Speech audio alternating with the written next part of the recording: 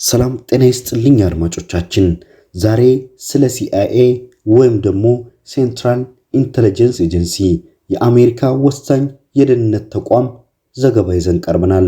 እስከ መጨረሻው እንድትከታተሉን እየጋበዝን በቅድሚያ ሰብስክራይብ እንድታደርጉ በአክብሮት እንጠይቃለን። የአንዲት ሀገር ህልውና ባላት የደህንነት ተቋም ወይም የደህንነት ጥንካሬ ይወሰናል ይባላል። የፈለገ ሀብታም ብትሆን እንዳሻህ ብታድግና ሰላም ወዳድ ሀገር ቢኖርህ እንኳን ሌት ተቀን ስላንተ ውድቀት የሚሰሩ ሁሌም ጉድጓድህን የሚቆፍሩልህና የተዘናጋህበትን አጋጣሚ ጠብቀው የሚያጠቁህ ብዙ ጠላት ሀገራት ይኖራሉ። አንዳንዴ የተለያዩ ሀገራት ውስጥ ያሉ የደህንነት ተቋማት በቋታቸው ያዙትን መረጃ ምን እንደሚመስል ለማየት ጓጉተህ አታውቅም? ለማንበብ አትቸኩልም? ቆይ አንዴ ከዛ በፊት CIA ሴንትራል ኢንተለጀንስ ኤጀንሲ የአሜሪካ ወሳኝ የደህንነት ተቋም ነው። የተቋቋመው እንደ አውሮፓውያን አቆጣጠር 1947 ሲሆን የተቋሙ ዋነኛ ዓላማ የተለያዩ የዓለም ሀገራት ውስጥ እየተካሄዱ ያሉ ወቅታዊ መረጃዎችን በመሰብሰብና በመመርመር ለሀገሪቱ ፕሬዝዳንትና ለአሜሪካ ብሔራዊ ደህንነት ካውንስል ማቅረብ ነው። አሜሪካ ላይ ሊቃጡ የሚችሉ አደጋዎችን አስቀድሞ መመርመርና መከላከል የCIA ቁልፍ ኃላፊነት ነው። ከዛ በተጨማሪ ተቋሙ የተለያዩ ሀገራት ላይ ኦብጀክቲቭ አናሊሲስ ይሰራል። የCIA ዓመታዊ በጀት እስከ $20 ቢሊዮን ይደርሳል።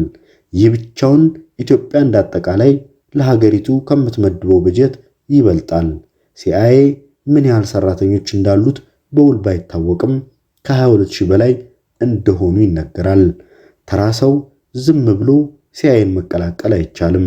ተቋሙ የሚቀላቀሉት እጅግ ብሩህ አእምሮ ያላቸው የሰዎችን የሰውነት ቋንቋ ወይም ቦዲ ላንጉጅ በሚገባ የሚያውቁ መረጃ የማወጣጣት ከፍተኛ ብቃት ያላቸው በአደገኛ ሁኔታዎች ውስጥ ማለፍ የሚችሉ አካላዊ ብቃታቸው የተረጋገጠ ከፍተኛ የመግባባትና የማሳመን ችሎታ ያላቸው የተለያዩ ቋንቋዎችን መናገር የሚችሉ የዓለማችን እጅግ አደገኛ የሚባሉ ቦታዎች ውስጥ ለመላክ ዝግጁ የሆኑ እና ከፍተኛ የሀገር ፍቅር ያላቸው ግለሰቦች መሆን ይጠበቅባቸዋል።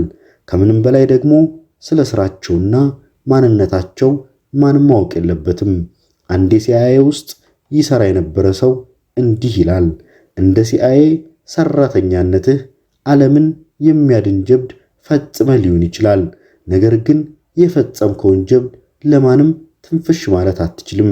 ለማንኛውም የአሜሪካ ስለላ ፊልሞች ላይ እንደምናየው የCIA ሰላዮች ወይም ደግሞ ኦፊሰሮች የማይሞቱና በየትኛውም ከባድ ሁኔታ ውስጥ ማለፍ የሚችሉ አይደሉም። እስካሁን ድረስ ከ200 ያላነሱ የCIA ኤጀንቶች በተለያዩ ሀገራት ተልእኮ ያሉ ሞተዋል።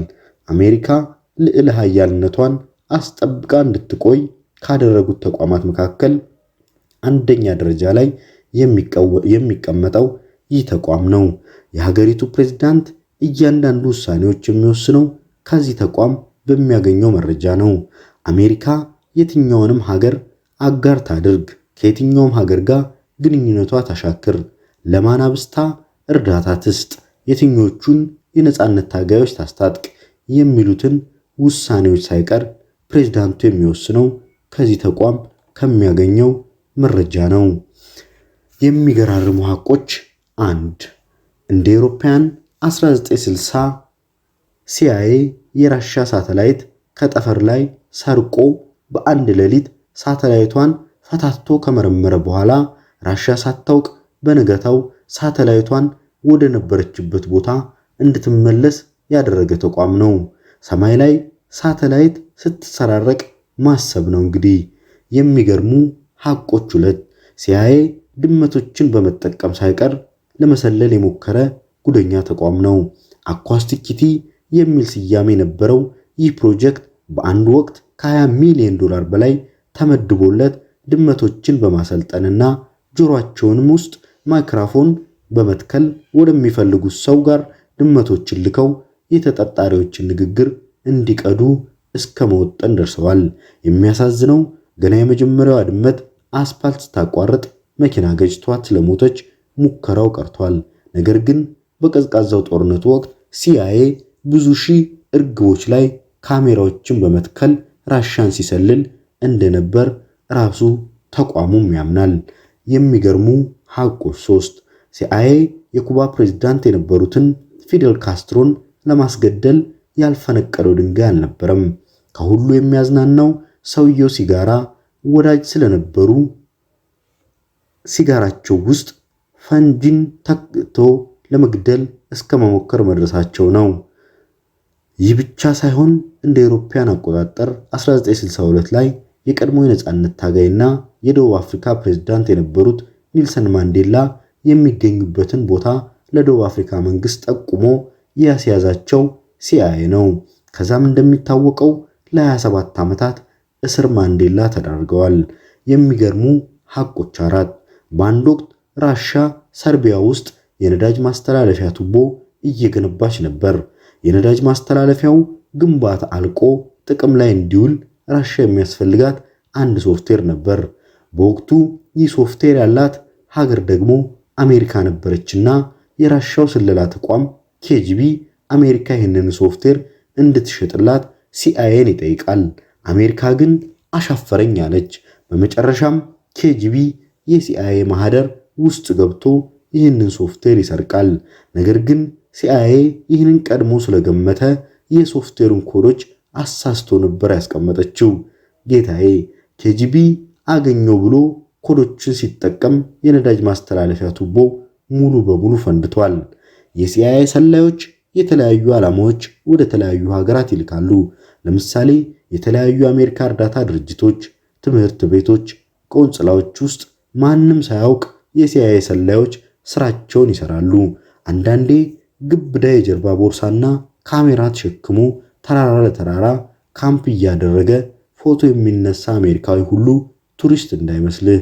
አንዳንድ ወቀሳዎች ሲአይኤ ምርመራ በሚያደርግበት ወቅት ተጠርጣሪዎቹን ክፉኛ ቶርቱር ያደርጋል ይባላል።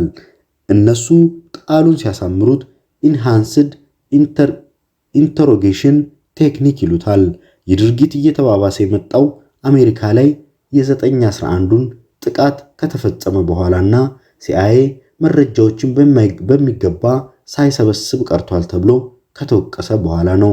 ከ9/11 ጥቃት ጋር ግንኙነት አላቸው የተባሉ ግለሰቦችን በመያዝ ወዳጅ ሀገራት ላይ በድብቅ ባስገቧቸው ጨለማ እስር ቤቶች ውስጥ እነዚህ ግለሰቦች ላይ በዓለማችን የጭካኔ መጨረሻ ጥግ የሚባለው ምርመራ ኢንተሮጌሽን ያደርጉባቸዋል። ይህንን ደግሞ ራሱ የቀድሞ የአሜሪካ ፕሬዝዳንት ጆርጅ ደብሊው ቡሽ ዳር እያለ አምኗል። ወደ ዋናው ጉዳይ ስንመጣ የሲአይኤ ትክክለኛው ገጽ ላይ ሄደህ ወደታች ስትወርድ ፍሪደም ኦፍ ኢንፎርሜሽን አክት ወይም ደግሞ FOIA የሚል ነገር ታገኛለህ። ስትጫነው የመፈለጊያ ወይም ሰርች ማድረጊያ አማራጭ ይመጣል። እዛ ላይ የፈለከው ነገር ማግኘት ትችላለህ። ሲአይኤ ወደ 12 ሚሊዮን የሚጠጉ ድብቅ ወይም ክላሲፋይድ ዶክመንቶች ዲክላሲፋይ ወይም ደግሞ ይፋ አድርጓል። ሲአይኤ እነዚህ ዶክመንቶችን የለቀቀው ጊዜያቸው ስላለፈና አሁን ላይ እነዚህ መረጃዎች ደብቆ ማቆየቱ እምብዛም ጥቅም የለውም ተብሎ ስለታመነበት ነው። ድረገጹ ላይ ሄጄ ኢትዮጵያ ብዬ ስጽፍ ወደ 3500 የሚጠጉ ኢትዮጵያን በተመለከተ ሲአይኤ የሰበሰባቸውን በወቅቱ ድብቅ የነበሩ መረጃዎችን አግኝቼ ይህንን ሳምንት ስኮመኩም ነበር። አብዛኛዎቹ መረጃዎቹ በኃይሌ ገብረስላሴ የመጨረሻ ዓመታትና በደርግ የስልጣን ዘመን ወቅት የተሰበሰቡና ፕሪዲክቲቭ አናሊሲስ የተሰራባቸው ናቸው። ፌብሩዋሪ 26 1975 ላይ የተጻፈ እንደ አውሮፓውያን አቆጣጠር 1974 የጀነራል አማናንዶም ግድያ የፈጠረው ቀውስ ኤርትራ ከኢትዮጵያ የምትገነጠል ከሆነ ለማደግ የምትቸገር ትንሽዬ የአፍሪካ ሀገር እንደምትሆን ከአጠቃላይ ሀገሪቷ መሬት 3% ብቻ የሚሆነው በግብርና እንደለማ ኤርትራ ኢኮኖሚዋን ሊደግፍ የሚችለው የላይቭ ስቶክ ሀብት እንደሆነና ከዚህ ውጪ በእርዳታ ለረጅም ዓመታት እንድትቆይ በተቃራኒው ኤርትራ የምትገነጠል ከሆነ ኢትዮጵያ በይበልጥ ከዓለም የተገለለች ሀገር እንደምትሆን፣ ህዝቦቿ ዘመናዊነት እንደሚጎላቸው፣ እምብዛም የተፈጥሮ ሀብት እንደሌላት ወደብ አልባ ሀገር እንደምትሆን እና ጅቡቲ ላይ ጥገኛ እንደምትሆን ያትታል። ስለ ምጽዋና አሰብ ወደፊት ዕጣ ፈንታ ሳይቀር በሰፊው ይተነትናል። የመንግስቱ ኃይለ ማርያምና የራሻ ግንኙነት ኦገስት 1984 እንደጻፉት ከ1974ቱ አብዮት በኋላ መንግስቱ ኃይለ ማርያም ስልጣንን ጠቅልሎ በእርሱ ስር ማድረጉን እንደቀጠለበት፣ በዚህ ሁኔታ በትንሹ ሀገሪቱን ለቀጣይ 2 አስርት ዓመታት ቢያንስ ሊመራ እንደሚችል፣ ነገር ግን የግድያ ሙከራ እንደሚያጋጥሙት፣ የስልጣን ማብቂያው ምናልባት በግድያ ወይም በመፈንቅለ መንግስት ሊሆን እንደሚችል፣ የራሻና የኢትዮጵያ ግንኙነት መንግስቱ በስልጣን እስካለ ድረስ ሊዘልቅ እንደሚችል፣ ኢትዮጵያ ራሻ የምትፈልጋት በሀገሪቱ በሰሜኑ ክፍል ያሉ ነፃ አውጪ ግንባሮች ለመዋጋት የሚያስችል መሳሪያ እንድትረዳ እንደሆነ፣ ራሻ ከኢትዮጵያ ጋር ያላትን ግንኙነት የምትፈልገው ህንድ ውቅያኖስ ላይ ያላትን የባህር ኃይል ለማጠናከርና የአፍሪካ ቀንድ ለሚድል ኢስት ቅርብ በመሆኑ እንደሆነ እና ራሻ ኢትዮጵያን በመርዳት ለሀገራት ከራሻ ጋር ሲወዳጁ የሚያገኙት ጥቅም ብዙ እንደሆነ እንደ ማሳያነት ልትጠቀምባት እንደምትፈልግ፣ ራሻ ኢትዮጵያን ጓድ መንግስቱ ስልጣን ከያዘ ጀምሮ ወደ $3 ቢሊዮን የሚገመት የጦር መሳሪያ እንደረዳቻት፣ 1700 የሚሆኑ ራሻ የጦር አማካሪ አዲስ አበባ እንዳሉ ጭምር ይናገራል። ይህ በእንዲህ እንዳለ የአሜሪካና የኢትዮጵያ ግንኙነት መንግስቱ ስልጣን ላይ እስካለ ድረስ እንደማይሻሻልና መንግስት አሜሪካ ቲፒኤልኤፍ ሱዳንና ሶማሊያን ትረዳለች ብሎ ስለሚያስብ በአይነ ቁራኛ እንደሚመለከታት ይናገራል። በአጠቃላይ በወቅቱ የኢትዮጵያ ኢኮኖሚ እንደተዳከመ፣ ሰሜን ላይ ያለው ወደ 100,000 የሚቆጠር የኢትዮጵያ ጦር ነፃ አውጪ ቲፒኤልኤፍ እና ኢፒኤልኤፍን ለምን ማሸነፍ እንደከበደው በሰፊው ይተነትናል። እንደ አውሮፓ አቆጣጠር 1986 ላይ የተጻፈ አንድ የሲአይኤ ኦፊሰር በኢትዮጵያ መንግስት እንደተያዘ፣ ለ2 ወራት ያህል ቶርቱር እንደተደረገ፣ ለ35 ቀናት ገላው እንኳን መታጠብ እንዳልቻለና በደርግ መርማሪዎች ከፍተኛ ስቃይ ሲደርስበት የሲአይኤ ኦፊሰር እንደሆነ ማመኑን ይናገራል። በመጨረሻም በወቅቱ የአሜሪካ አምባሳደር መንግስቱ ኃይለ ማርያምን አግኝተው ካግባቧቸው በኋላ ሰውየው ከ35 ቀን እስር በኋላ እንደተፈታና በውጭ መንግስት የሲአይኤ ሰራተኛ ላይ ከደረሱ አሰቃቂ ተግባራት መካከል አንዱ እንደሆነ ያትታል። እንደ አውሮፓውያን አቆጣጠር 1971 ላይ ጂኦግራፊክ ብሪፍ ኦን ኢትዮጵያ በሚል ርዕስ ሲአይኤ ባወጣው ሚስጥራዊ የ55 ገጽ ጽሑፉ ላይ ስለ ታሪካችን ኢትዮጵያ የካሊፎርኒያን 3 እጥፍ እንደምታክል፣ የህዝብ ቁጥሯም ወደ 24 ሚሊዮን እንደሚገመት ያወራል። ስለ ቋንቋችን፣ ስለ ባህላችን፣ ስለ መልክዓ ምድራችን፣ የት ቦታ የተፈጥሮ ሀብት እንዳለን፣ የትኛው ቦታ ለግብርና ምቹ እንደሆነ፣ ስለ ሰዓትና ጊዜ አቆጣጠራችን፣ ሚኒሊክ እንዴት የአሁኗ ኢትዮጵያ እንደመሰረተ፣ ስለ እያንዳንዳችን የዘር ግንድ አመጣጥ፣ የብሔር ፖለቲካ፣ የትኛው ብሔር ከየትኛው ብሔር ጋር ከፍተኛ ቁርኝት እንዳለው፣ የሀገሪቱ ስጋት ምን እንደሆነ፣ ምን እንደሚያጋጥመን፣ ለወደፊት ምን ሊፈጠር እንደሚችል፣ ብቻ ምን አለፋ በወቅቱ ኢትዮጵያ ምን ትመስል እንደነበርና ምን አይነት ዕጣ ፈንታ ሊኖራት እንደሚችል ቁልጭ አድርጎ ያስቀምጥልሃል። ስላዳመጣችሁ እናመሰግናለን። መልካም ቆይታ። በድጋሚ ሰብስክራይብ እንድታደርጉ በአክብሮት እንጠይቃለን። ቸር ተመኘን።